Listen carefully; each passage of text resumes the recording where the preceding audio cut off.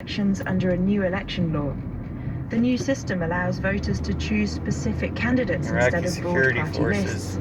It's meant to make politicians more accountable and re-energize a voting process that has suffered from low turnout and fraud. 600 protesters, the Iraqi security forces Roadsides killed. are crowded with campaign posters for the 3,249 candidates. The government has brought in hundreds of election observers from the United Nations and European countries. Top clerics have called for people to vote. For Iraqis like 29-year-old Mohammed Abdel Sahed, this is an opportunity to try to bring change. The protests happened so that we could see change in the elections. So now the elections matter. Sahed works in a bicycle store where he's paid only $14 a day. Sometimes, when he doesn't sell bikes, he earns nothing at all. He says he wants to vote for someone who will focus on public services like electricity and water, and says they must be a new voice in politics. Electricity and water with all that oil money.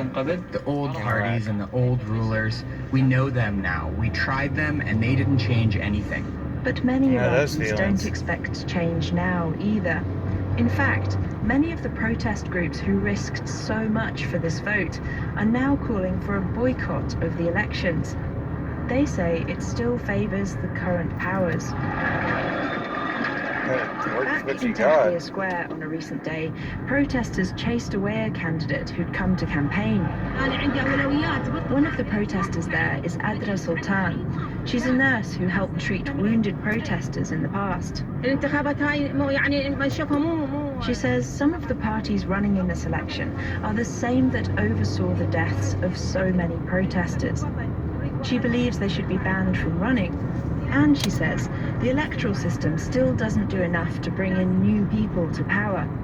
The election law does still heavily favor big established parties, the status quo, and possibly a return of the current Prime Minister, Mustafa al-Kadhimi, to power.